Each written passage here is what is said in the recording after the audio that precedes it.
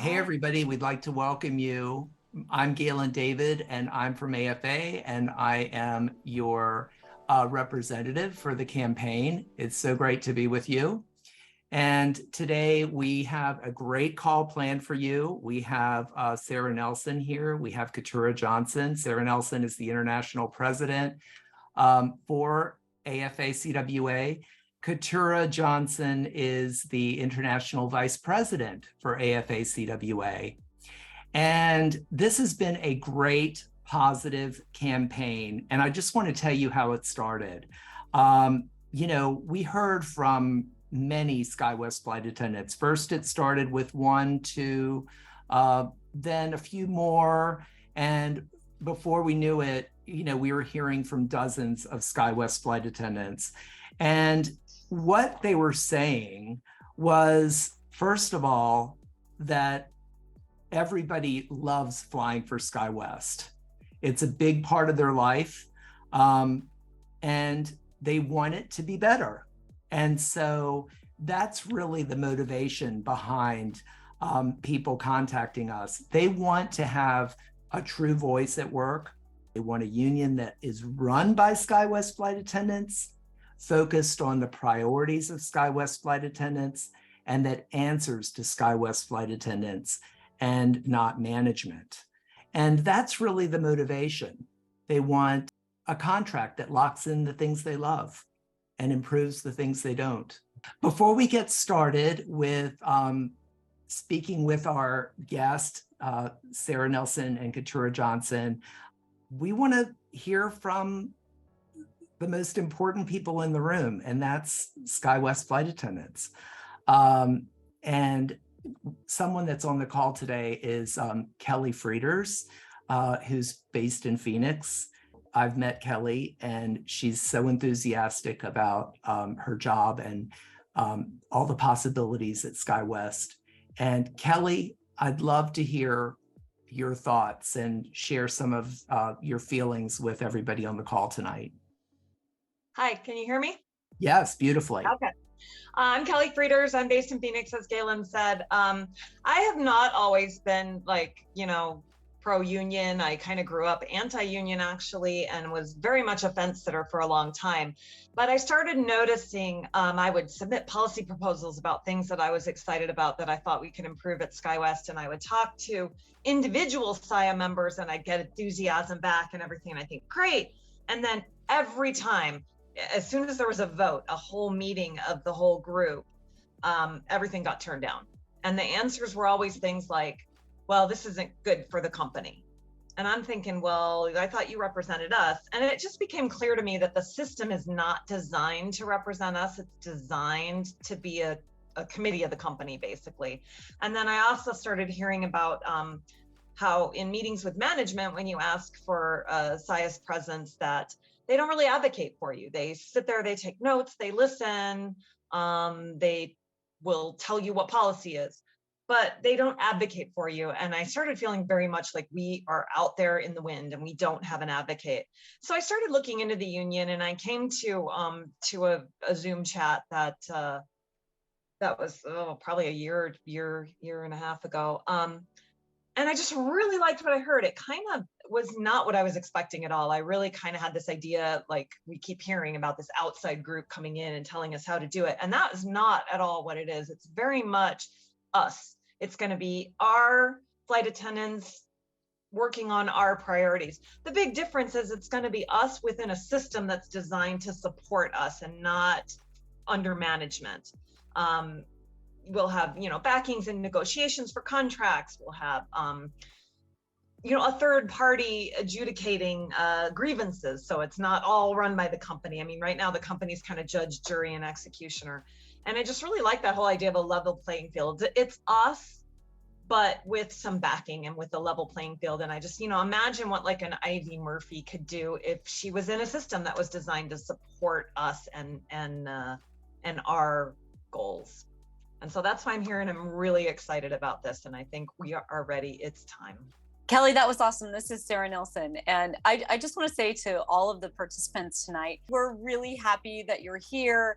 And Galen is going to keep us moving. We want to hear from another SkyWest flight attendant now, Teresa Grange. And I'm super excited to be talking with all of you and take some questions and get to know each other a little bit and what you can build right there at SkyWest together.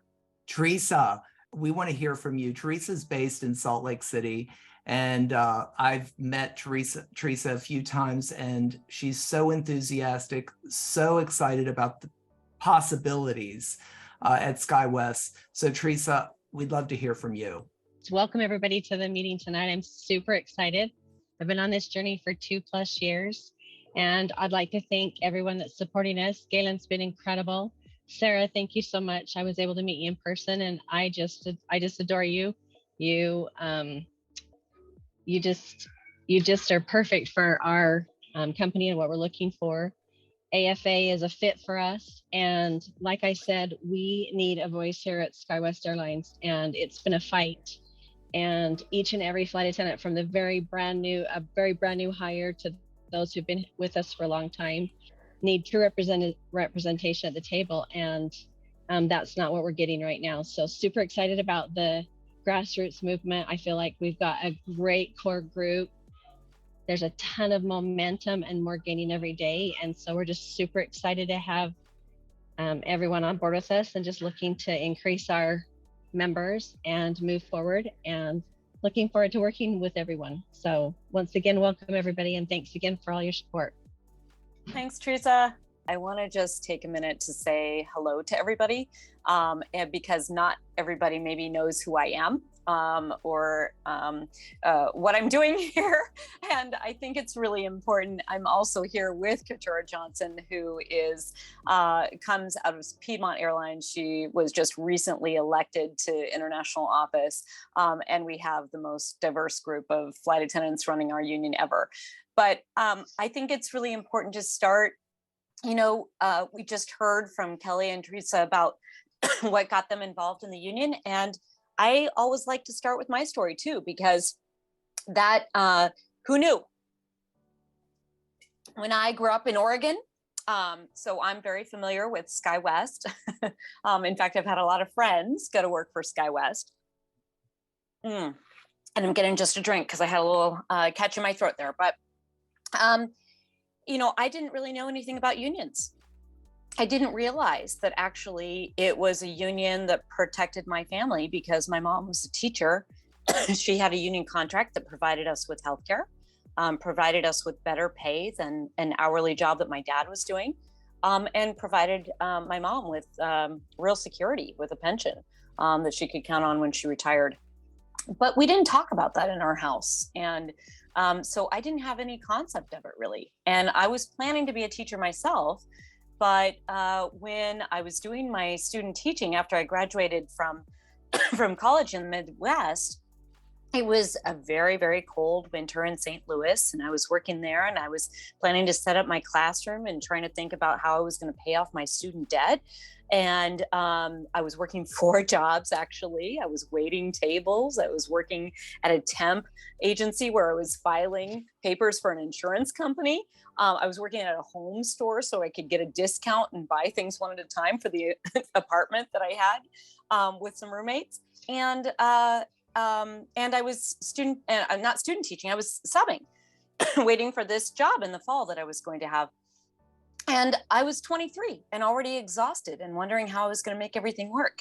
And a friend of mine had become a flight attendant at the end of our college career. And we sort of laughed about it. We didn't know anything about it. And we thought maybe she'd do it for a few years and then move on to something else. But she called me after she had been on the job for about 6 months. And here I was stuck in St. Louis. And on this cold day. And she called me from Miami Beach. She first of all razzed me that she had her toes in the sand and she was warm when I was freezing. And then she said, after teasing me a little bit, she said, but no joke, this job is really incredible. And let me just tell you about it. And she talked about the provisions of the job. She also talked about our flying partners. She talked about the people that she had met on the jump seat. who were mothers and fathers and had computer programmers and nurses and doctors and lawyers and all these people with all this different experience, actors, and then sometimes people who had been flight attendants their whole lives. That's all they'd ever known, but they had heart of flight attendants. And she talked about the people that she worked with. And she talked about the pay that was going to be better than my first year teacher pay, and the healthcare and the dental, and the flexibility and the schedule that she could count on. And she was describing the United Airlines contract that first was negotiated in 1946. It was the first flight attendant contract and had been built up over the years to push back against discrimination that made us have to quit when we turned age 30, and made us have to step on a weight scale until 1993. It's the union that pushed back against all these policies and made it possible for anyone with the heart of a flight attendant to have the job, whether you were a man or a woman or identified in some other way, or were Black or white or Latinx or whatever. With the heart of a flight attendant, you can do it. And so that's because of our union pushing back and pushing on things that mattered to us, like single hotel rooms. That was our union that won that. We had to fight against the company for that. We had to fight for domestic partner benefits. And then we won that at United first, and then it very quickly followed on to the rest of the industry. And that put us on the road to marriage equality. These are things that we won in our workplace through our union. And so we shaped the flight attendant career. And here she was, not putting it in these terms, but telling me about this. And I have to tell you, I got in my car the next day, drove to Chicago, interviewed with United, got hired, went through the unpaid training, and started my flying career. And when my roommates that I got an apartment with from my training class, 7 of us in a small apartment, just as close to the airport as we could be in Boston, and they got their first paycheck, and I called up to see what it was, and my paycheck wasn't there. And so here I am on probation. I've been told to mind my P's and Q's. You can get fired for having a hair out of line, whatever it may be. And so I went into the office to say, hey, I didn't get my first paycheck. And so the person responded and said, oh, you get your first paycheck at different times for different reasons, maybe when your IOE was, blah, blah, blah, blah, blah. And I was thinking in my head, I have $12 in my bank account. Rent is due in a couple of weeks. And how am I going to eat? And I'm screaming these things in my head, but of course I keep my cool and I say, okay. And I sort of, swallowed and got a bunch of top ramen for 10 cents. I think I found a deal somewhere, and made it through the next 2 weeks praying for those reserve assignments just so I could eat some plain food back when we had it. And got through to the next payday, and I still didn't have a paycheck. And so now I'm back in the office and saying to someone in the office, a supervisor in the office, can you please help me? I didn't get paid again. And they started saying the same thing. And I realized it was the first time in my life that I knew what it felt to be a number. And I felt very desperate in that moment. I didn't know. Rent was due the next day. My flying partners were counting on me. They couldn't cover my portion of the rent. I couldn't eat. I had given my last quarter to the van driver who took my bag off the van the day before. And I started to cry. And all of a sudden I had this tap on the shoulder, and I turned around and there was someone standing there who looked a lot like me. She was wearing the same uniform, but I had never seen her before. But she's standing there holding her checkbook and asking me how to spell my name. I remember her AFA pin shining over her wings. She was just another line flight attendant. She wasn't a union officer or anything, but she was one of us because this is our union. This is where we take care of each other. And she handed me a check for $800. And she said, number one, you go take care of yourself. And number two, you call our union. I did call our union, and I had my paycheck the next day, but I always tell everyone that I learned everything I needed to know in that moment when my flying partner was standing in front of me. Because as flight attendants, there's very few people in the world who are better at taking care of others than we are. And through our union, we can be organized about that and get the most out of our care for each other. So I got involved in the union because they called me and said, hey, do you want to do some work? And I said, yes, I want to do the new hire presentations. I don't want this to happen to anybody else. I want them to know their contractual rights. I want them to know their rights on the job. And so started doing that, and got involved more and more and more. And by my 5th year anniversary, 9/11 hit, and Flight 175, which was the United Airlines flight that hit the South Tower of the World Trade Center 17 minutes after American Flight 11 hit it. And you can see that image. That's my friends on that flight that you see flying into the World Trade Center, because every camera was trained there because American Flight 11 had hit 17 minutes earlier. And that changed everything. We lost our friends. Our profession changed forever. And we were in the crisis room trying to pick up the pieces and grieve with each other. And while we were there, management came in and said, you got to get back to work. The company is hemorrhaging money.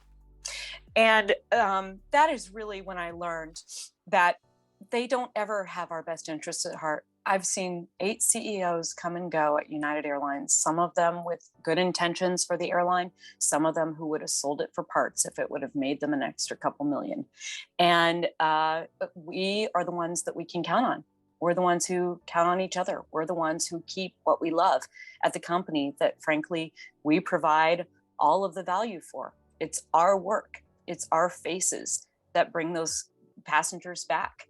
And we take care of people. And when we're up in the air, it's only each other that we have to count on. And it's only each other who knows what it's like to be a flight attendant. And so throughout the years, it's been flight attendants running our union, organizing at different carriers, because when you're a flight attendant, it doesn't really matter the tail of your airplane or the kind of wings that you wear. We have a bond that other people just can't understand. And when we organize together and stand up together and lift the standards of our careers together, but keep the running of the union and the contract issues that are important to each of us at each airline in the hands of only the flight attendants at that airline, that's our union structure. We get more out of this because we support each other in lifting the profession. When we get one thing in one contract, we're able to lift up and get something better in another contract, and we lift up the career together. But it stays in the running of the hands, it stays in the hands of the people who share the jump seat with you. No one can tell you what's important to you at SkyWest, what you want to negotiate, what you want to have in black and white with management, what you can count on. We're going to get into some of the questions about what that means. But I just wanted to tell you a little bit about myself, because that first introduction to my union, real introduction to my union with my flying partner taking care of me that day, is what sticks with me every single day.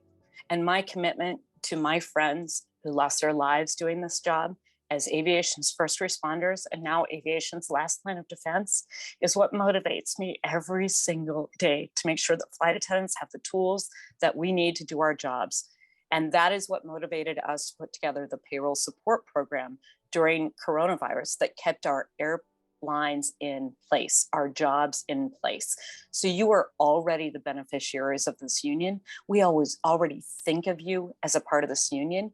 I advocated for SkyWest Flight Attendants getting those loans and making sure it was something that would work for your company. You don't even know that, but I did. I talked with the Treasury Department during that time and worked on your behalf, because we take care of each other. We have to stay in place and we have to hold each other up. And that's what this union is about. So I want to just introduce you for a moment to Keturah Johnson, who comes also from a regional airline, and last year ran a contract campaign with 100% strike vote that she put up a credible threat to the company that made them come to the table in a serious way and get a contract that really improved the lives of flight attendants, even when the pandemic was still raging. So Keturah, do you want to say hello? Yes. Hi, everyone. Thank you, Sarah. So for those of you who do not know me, my name is Keturah Johnson. I am the newly elected International Vice President for AFA-CWA. I am the very first queer woman of color and combat veteran, and I am honored to be here with all of you guys. My story is not as similar as Sarah's, but as I did start flying, I did see some things that I wanted to change. And so I got involved with the union, and I've been flying for 5 years. And I see, as a queer woman of color, that there are issues that are going on right now in regards to the LGBT community, to veterans, people of color, flight attendants of color. And so I am here to support you in any way. And I am excited to be here with you all. And just like your slogan, it is time, and it is your voice, and it is your choice. And I just want you to know that you do have incredible support with the activists and Galen, and we are here to support you on this journey. So welcome. Thanks, Keturah. Galen, Yes. we want to hear from you. And I just want to say, Galen also, we met each other as flight attendants and fighting for flight attendants. And has it been 10 years now, Galen, that we have been close? I was always hoping that he could come work with us at AFA. And about a year and a half ago, he finally was in a place where he could.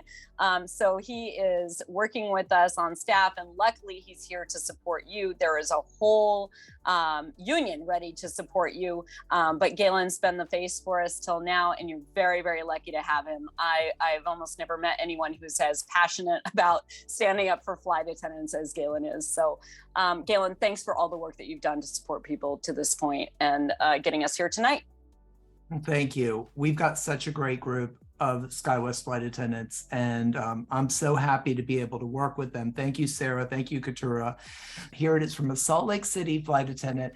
I like how a union will keep the company from changing policy without any notice. However, I'm concerned about how long it will take to make changes for the better. What is the process and timeline for negotiating changes once we have a contract? Yeah, negotiating a contract starts with a survey of the group about, what you want to change. What are your priorities in negotiations? We put together an opening proposal, meet management, and we start those negotiations. Those negotiations are done under the Railway Labor Act. The Railway Labor Act has contracts that become amendable. They do not expire. And so there is a process for direct negotiations. Then the next step is to ask for assistance from the National Mediation Board. That is the federal agency that oversees negotiations in the airline industry. And then they would mediate those talks until there is an impasse, until the groups have narrowed the issues down to just usually a handful of issues, but there's a determination that there's you can't go any further. And so at that point, they would consider a release from mediation, they call it, into a 30-day cooling off period, and then you have your strike deadline. So there is no specific timeline on that, but what we can tell you is that within the last couple of years, we negotiated a contract at North Atlantic Airways in 2 days. When the parties want to reach an agreement, you can reach that very quickly. And we have negotiated other first contracts within the first year after getting the union on the property. And in other cases, the company has dragged their feet. And they have also counted on high attrition and the union having to work very hard to keep signing people up, keep getting people involved. And what we have done in those cases is we have put extra resources into that property to make sure that we're lifting you up and supporting you. And mobilizing in a way that can fight back against the company, put on a public pressure campaign. So we work on a strategic way to bring the company to the table, using the law, the public pressure, and in some cases, also lawmakers, pressure from Congress, pressure from other local officials. And we create this public pressure campaign to get them to agree with you. Now, this question, Galen, that you asked was really about how do you deal with issues after you have the contract in place? Typically you have a contract in place for say 3-4 years, maybe 5 years, but 3-4 years is more average. And then in between that time, if there's issues that come up, the company's required to meet with you to discuss those issues. A new issue in the workplace, maybe the company wants to change a policy. They need to talk with the union first. There needs to be a discussion there. Those issues tend to get resolved relatively quickly because they're an issue usually for the company in the operation and an issue for the flight attendants in the operation.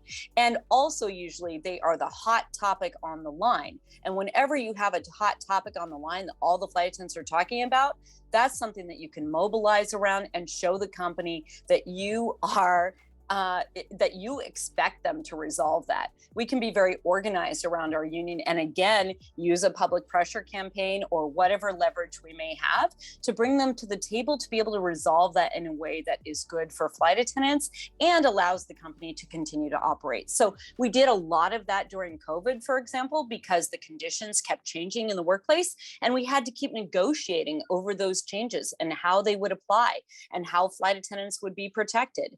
And we negotiated things like paid leaves, so people could opt to take the time off and simply get pay, but stay out of the schedule. And other flight attendants wanted to actually pick up as much time as they could in order to make as much as they were making before. So there were options for everyone, and that was all negotiated by our union throughout that process. And that's what happens between big contract negotiations, where you're renegotiating the entire contract, is that when an issue comes up, you have a professional negotiator at your side, you have a staff attorney at your side, you have the ability to strategically think about how to address this issue. You also have the expertise of what is happening at every other airline, so you get to talk about what the industry standards are.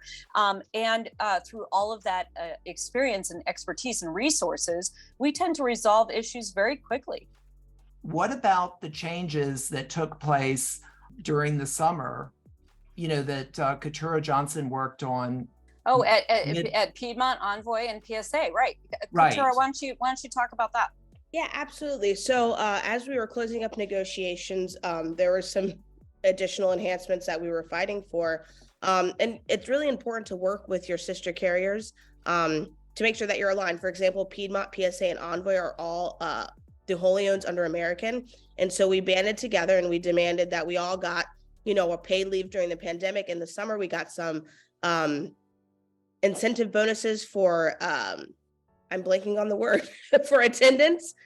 We also banded together to make sure that we received commuter hotels. And what we did is we talked with one another and we challenged the company and fought against the company to make sure that we were aligned together. And so just like Sara and Galen were talking about, when you band together and use your power, these things we're able to accomplish these things. I just want to note how beneficial this was. So Keturah was able to get a incentive bonus for working your trips, but here's the deal. If you used FMLA or you used approved sick leave or you used your vacation or other contractual items for time off, that was not counted against you. You still got the incentive bonus even when you use those contractual items that were available to you. So there wasn't a pressure to come to work sick. There wasn't a pressure to give up your personal time. This was just simply to fly the trips that you were assigned outside of any other interruptions in your personal life that caused you to have to call in sick or take time off for other reasons. So it was really extraordinary, and that can only be done when you have a union on the property that's defending the rights of flight attendants across the contract. Are any steps being taken to get rid of or change the Railway Labor Act? So I think that we usually get this question around the provisions for pay. So there was a petition last year for boarding pay that got a lot of attention, got a lot of press attention. It was great. The only thing is that the background information on the petition was not correct. So it said that the provisions of the Railway Labor Act didn't allow us to get boarding pay. That's not actually true. It's the Fair Labor Standards Act that was passed in 1938 specifically exempts aviation workers from the provisions of that bill, which set out certain terms for wage and hour policies for overtime. And so that is why it's possible for the airlines to have flight attendants come to work and not get paid an hourly rate for every hour that we're at work. That's not just flight attendants, that's pilots as well, of course. And what we did originally when we were negotiating our contracts was we built them off of what the pilot contracts had, which were focused on the flight hours that they were flying during those trips. as we know, over the years, our duties outside of those flight hours have only increased, and increased even more after these mergers and capacity was cut out of our industry and we started seeing full airplanes all the time. And then with all the trials through the pandemic and the combative passengers, and all of our duties now that we're trained in, for example, utilizing the AED, reviving people from a heart attack, responding to medical emergencies. And so boarding is very, very hard. And this is not an issue that we were able to get to the table before this became a huge issue. What we did originally was we made sure that we would negotiate trip rigs, duty rigs. SkyWest has generally mirrored some of these protections, pay protections in the industry, but these were originally negotiated by AFA. So for example, for every 3.5 hours that you're away from home, 1 hour of flight pay. For every 2 hours on duty, 1 hour of flight pay. We negotiated these pay protections to make sure that we're getting our hourly rate more regularly. And that is a big difference between having a union contract and not. Because when you don't have the union contract, the company gets to decide and define when you get that hourly rate. But when you have a contract, you get to define when you have that hourly rate and how often you're getting paid that and how efficient you have to make the company in their scheduling to make sure that they're making good use of our time. So that is the way we've addressed it in the past. But I'll tell you what, because the demands are coming from the workforce and we're identifying this new issue, I think separately outside of the flight hour pay that we've been getting, we are defining very clearly that these airlines are going to have to pay boarding pay, separate and distinct from all of the system that we already have in place around our flight hours. And as you know, that are a higher rate than a normal hourly rate. What airlines have tried to do in the past is play games with that. Oh, you want to get paid for on duty, and they want to do a conversion and they want to like take from us in the process.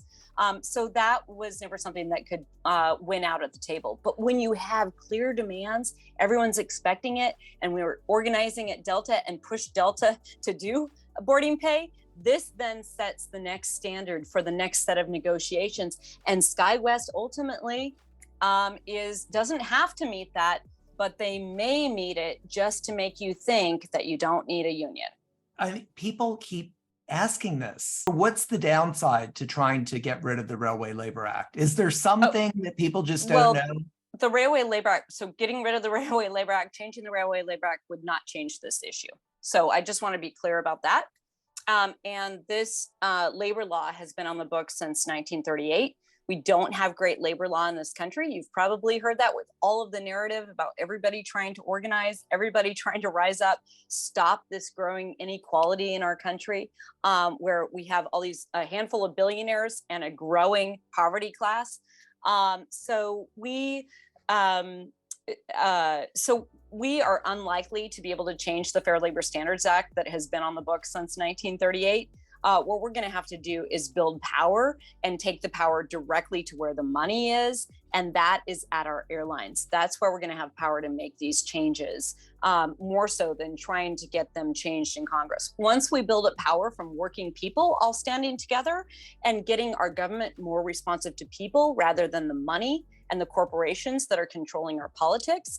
By the way, not partisan here. I'm just talking about the difference between the working class, the people who do all the work, create all the value in this country, and the people who are heading up companies and leading Wall Street and essentially stealing from us. And we want to stop that. We need to band together. We have so much more in common than anything that divides us. That's the whole idea, is that we join together and we put a check on that. We put a check on corporate greed. And that's what we're going to do together. And that's how we're actually going to get paid. So trying to change the law is not the fastest and the best way to go about this. Let's go right for where the money exists. Let's just go there about the dues. Okay, because a lot of people ask, where do our dues go? How do reps get paid? So first of all, our Constitution says that you don't pay a single dues dollar until you have ratified, until you have voted for your contract. So signing cards for AFA, getting to an election is just the first step. But the entire time that you're negotiating that contract and utilizing all the resources of AFA, a communications department, your professional negotiators, your attorneys, the legislative department that can help bring pressure to those negotiations as well. The safety, air safety, health and security, where we have industrial hygienists that help us make sure that we've got good, strong safety protections. The EAP and professional standards department of AFA that make sure that flight attendants have support that doesn't put them in jeopardy with their jobs, a place where they can be safe to work through any issues that they may be having, and get that support right from their union without having to put their jobs in jeopardy. All of that is accessible to you before you even pay your first dollar in dues. It's not until we negotiate that contract that you want, that you ratify, and then dues are $50 a month. It's kept at a relatively low rate. Your contract that you get far exceeds the monthly dues rate. And we've been able to keep those dues relatively low and have all these resources because flight attendants are really good at stretching dollars and making it work. And so this supports all the professionals that we have on staff, but really that's only about 20% of the dues. Then the dues go directly to the flight attendants to support the flight attendants who are answering the phone, the people that you elect directly in your base and at your airline, who are able to support you while you're doing your job. You can call up and say, hey, is the company following this provision of the contract correctly? And they can either give you an answer, yes, and here's why, and let's walk through that, or no, do you want me to get on the phone to the crew desk with you and get this fixed? And so you've got that kind of support, and the money goes back to the local to do that. Money also goes to what we call the Master Executive Council, or the airline level coordination, because you don't want to just have all these different SkyWest locals. You want to be coordinated at your airline to have one voice with the company. That's how you utilize your power as a collective force. And so that level also gets another portion of the dues. Now you're up to about 60% of the dues. And then you add on top of that contract enforcement, or it's called System Board of Adjustment, and also your negotiations budget.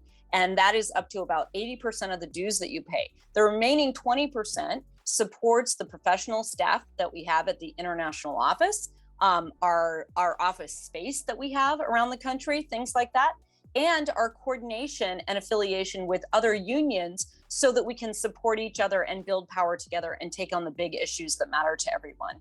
And that is really important for doing things like getting big legislation passed in a crisis where we got the payroll support, or getting past the 10 hours of rest that we got in Congress and finally got enforced by the FAA this year.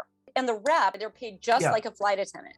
So you stay, our Constitution makes sure that people who are doing the work and who are elected are not getting a separate paycheck. They're still getting paid by the company according to their bid schedule that they would get in their seniority.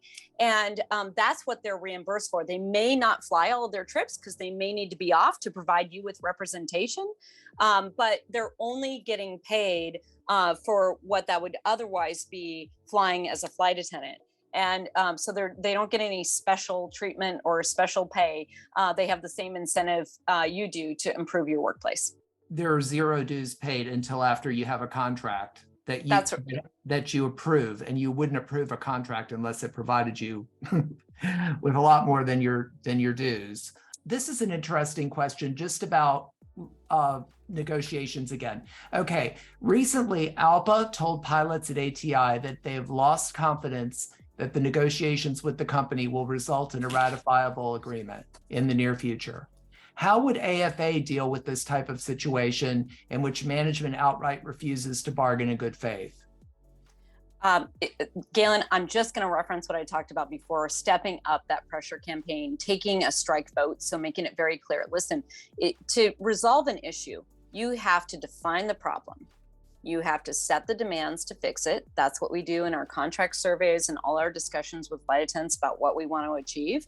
And then you have to add urgency and you have to say what you're willing to do to back up your demands. So taking a strike vote is one way of saying what you're willing to do to back up those demands. You may also have public events like picketing events. Keturah, after they took their 100% strike vote, and while they were taking it, were out picketing and bringing pressure, bringing media attention to that, which puts pressure on management.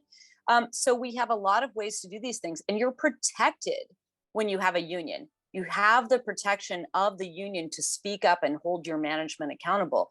That's not something that I bet people could sort of imagine today doing at SkyWest and thinking that you're going to be able to do that without any repercussions. But when you're speaking as a union rep, and even in this campaign to try to join your union, you have more job security and protection because you're doing that with the union. And that is labor law that backs you up. So we would simply step up a pressure campaign until management decides that it's in their interest to bargain with us fairly. Someone asked, how many regionals had commuter policies before being with AFA? The commuter issues have become more a focus of what our union has focused on in the last 20 years as management has consolidated out of secondary and tertiary cities where it's maybe easier to live and into big hub cities where our living expenses are more expensive. And so a lot more people have been commuting just to be able to afford a good standard of living. And so commuter issues are a significant part of what we talk about in negotiations and what we fight on. And one of the first things that we did was we ran the campaign for reciprocal cabin seats. You have agreements with other carriers. That's an AFA campaign. There's another benefit that you have today that is the product of AFA organizing, making this a priority, coordinating with each other, because what we had was, say, for example, Alaska wanted to do an agreement with United, and United was telling our reps, Alaska doesn't want to do it, but we were able to talk to the Alaska reps, get the agreement that Alaska had already signed, and bring it back around to them and show them that they were lying and put the screws to them until they all agreed to do these reciprocal cabin seat agreements. So that is one of the things that we did for commuters. But then we also started negotiating commuter policies, and commuter policies are very standard in AFA contracts at this point. And they give people the ability to have clear provisions about not only how they make sure that they're not getting disciplined while commuting to work, but also how they can reclaim the time that they may lose if they're not able to pick up a trip. And in some cases, like Keturah can talk about this, in some cases, those commuter clauses also include hotel rooms for flight attendants. Yeah, absolutely, Sarah. And you know, hearing the question, it's not what happened before, but it's always, like Sarah talked about, building on top of it. So while you might have a good commuter policy, it's always looking at other carriers in other ways.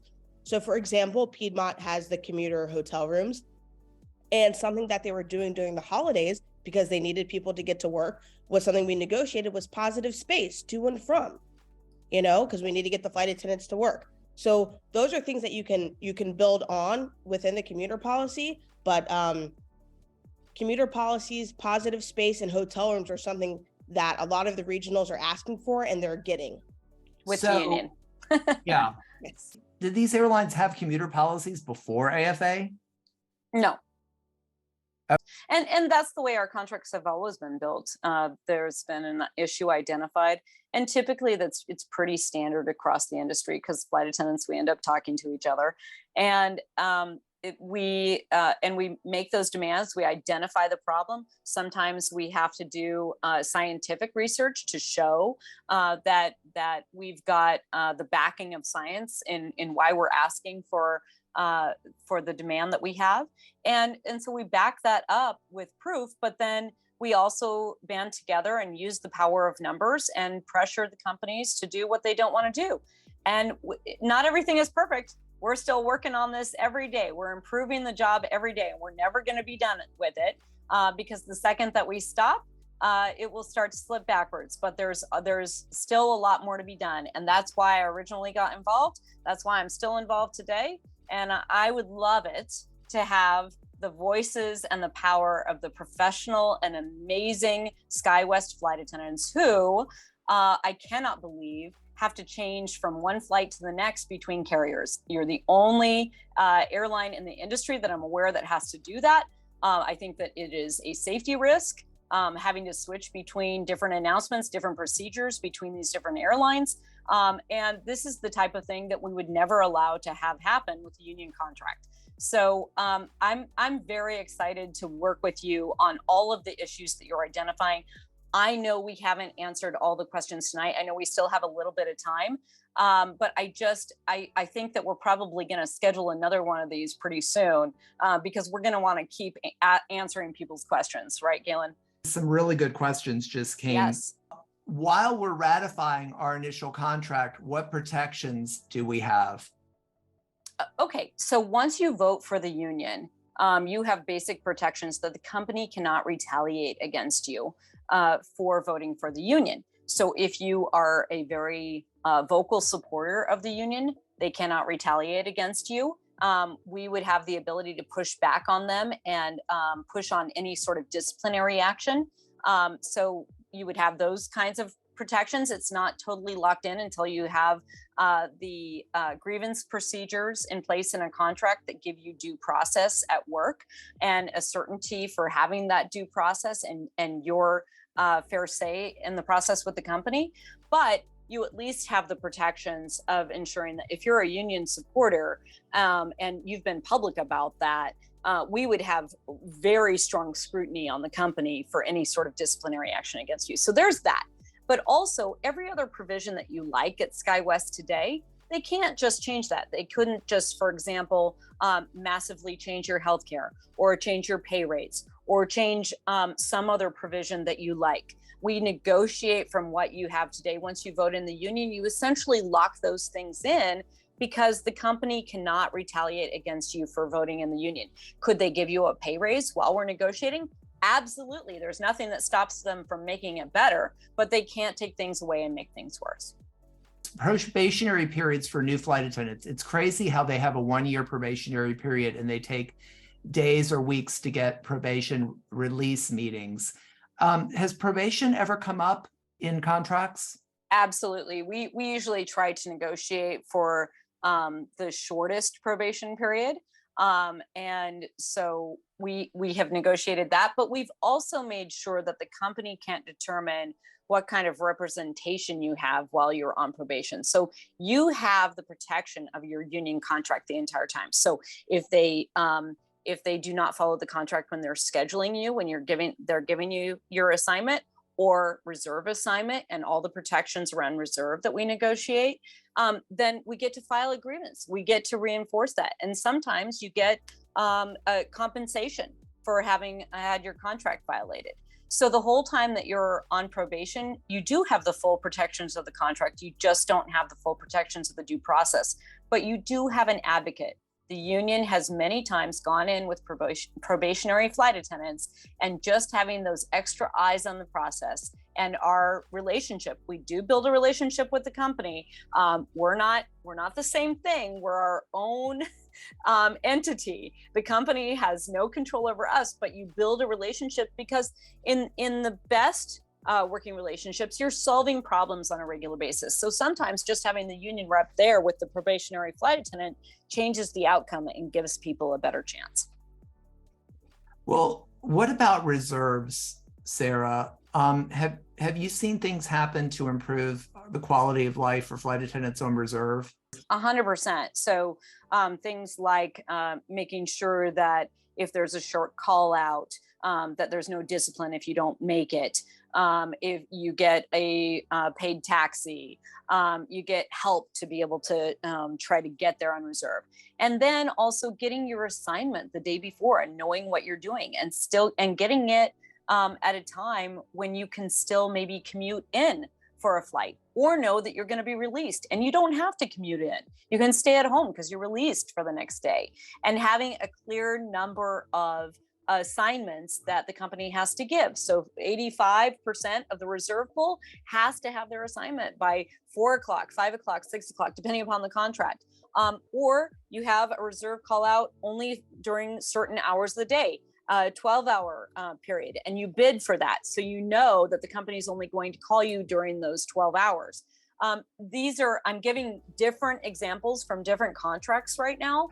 But what we do is we negotiate to put more schedule flexibility in the hands of the reserves and more control over the pay that you make so that you can actually pick up trips on your day off. Once you get your trip, you can trade with other flight attendants, or you could drop your trip to other flight attendants, so that there's a lot of schedule flexibility in the hands of the flight attendants, not so much in the company, and also more control over when you're getting those assignments and what kind of rest you get. Many of our contracts have more rest for reserves because obviously you have a harder time preparing for those trips and can get a lot more tired as you're switching from different trips and different operations. So those are just some examples, but we could get into specifics. You asked about reserve cancellation pay, and yes, we do have reserve cancellation pay in our contracts. So that's like if you show up to the I think that what they're asking, because different carriers use different terms, so I want to make sure I'm understanding the question. But so you get an assignment, you go to the airport, but then you're told you're not needed and you're sent home. Is there a pay associated with that? And yes, we do have that in several of our contracts. What is the difference between a letter of agreement and a legally binding contract? There's actually no difference. So a letter of agreement is a black and white document that is agreed to by the company and the union. Both sign the document. It is as binding as your contract. And the only difference is that typically letters of agreements are reached between these regular contract bargainings. That's what we were talking about earlier. When issues crop up in between bargaining sessions, you usually resolve those through a letter of agreement, but they're just as binding as the contract itself. Okay, but if you're at a carrier that has, for instance, SkyWest, there's SIA, which is really a company union that's illegal, actually, and we can challenge that in this campaign if people would like to. What SIA is a company union that's been set up by the company that has been made to try to fool the workers into thinking that they have a union when actually they do not have a legal representative.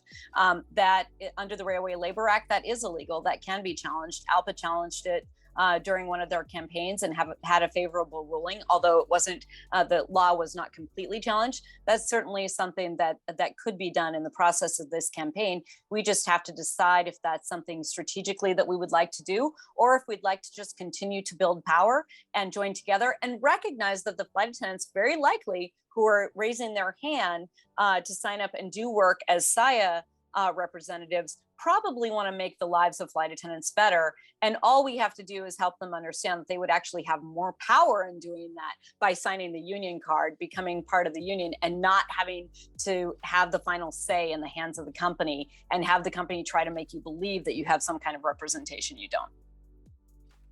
Okay, and I think that really, I think that really answers the question, because people are saying, okay, so it's really a policy at this point. Yes, the company can change it on any day. And what SkyWest has done is they have worked really, really, really hard to, in a very mature way, union bust, and even going so far as to try to make people believe that they already have a union, which you do not. There is no legal standing that you have with SIA. And so it's no protections at all. And in fact, it's intended to confuse you and make you believe that you have something that you don't. Once your contract is approved by the membership, the negotiation process takes place, a tentative agreement is put out, it's voted on, it's approved. Can that just be changed? No, it cannot. So certainly there are times when the union and the company has a disagreement over how that contract language applies. And then we would meet and discuss and determine whether or not there really is a disagreement. If there is, the union files a grievance, and we go through the grievance process and have a third party rule on who's right, essentially. And so that's part of how we do the contract enforcement. But the company, most flight attendants with a contract don't even know the value of their contract. They don't know how many things don't happen to them during the day, simply because the company is already following the rules of the contract and making sure that, for example, the order of assignment that you're given your trips is followed by the schedulers. And there are many flight attendants with contracts who don't even realize that they're benefiting from that contract and not having bad things happen to them simply because they have that contract in place and the company knows that they have to follow it, and they know that there's legal ramifications if they don't. No, I did see a question about a pen, and I would love Sara to talk about it because I love the way Sara, and I think it's important to know because everyone should be wearing their pins right now. So Sara, if you want to talk a little bit about pins. Yeah, sure. I mean, what was the exact question? Let me find the exact question. Can you please confirm that we flight attendants have the legal right to wear our AFA pins and uniform? Yes, you absolutely do have the legal right to wear your pin. You have the right to show that you are for representation in your workplace, and that's what gives you the right to wear the pin. If there's a manager that gets aggressive and tells you to take it off, we tell people don't ever get in a position where you are refusing to comply with a direct order. But you want to ask them, are you really directing me to take this pin off and interfere with my federal right? I just want to get it straight. Typically they will back off and understand that when you're wearing that pin, you know that you have rights. And you also know that you've got the whole backing of a union. And you have what I talked about earlier, which is that when you are very public about being a union supporter, you actually have a level of protection, even without the union, that you didn't have before you put that pin on. And I always tell people too, that once again, I said this earlier, but at the end of the day, it doesn't matter the tail of the airplane on the plane. It doesn't matter the wings that we're wearing, but we connect with each other through the work that we do as flight attendants. And that's what this pin represents. It represents taking real pride in the work that we do as flight attendants. This is our professional organization that stands up, says in the media with our own voice, not management speaking for us, what we do as aviation's first responders, what kind of tools we need and what kind of protections we need on the job, and the real leadership role that we play, not only on our planes, but around this country. People look to us. When there's a strange sound on the plane, they all turn and look to you for your leadership. I want you to take that in and recognize that it has been this union and the symbol of this pin that has built that up over the years to build the flight attendant profession into something that is really respected. And that's what it means when you wear it. And I always say, when I see another AFA pin walking toward me in the terminal, it means I care about you, because it means that I'm not just in this for myself, I'm in it for you too. And so I just want to let all of you know, especially in this holiday season, that we really care about you. We're so excited that you're asking questions. We're excited that you're talking about and thinking about joining our flight attendant union. We think of you already as part of our family as flight attendants, but we want to make it stick, and we want to work with you to make our profession better. And we hope that we have a lot more conversations with you and a lot more working towards achieving what you want to see at SkyWest and what you want to lock in for the long term. This has been a huge push for us, and we're so excited that we're where we're at now. And Sara, thank you so much. This means the world to us, and Keturah, that you guys have jumped in and helped. And Katiana was on, she had to leave for a flight. Galen, thank you so much. And we're just going to continue to push, and it's solidarity, and we are all in. Merry Christmas to everybody, and Happy New Year. Solidarity we got forever. Your back. We've got your back. I love you guys. Love you too. Happy holidays, everybody.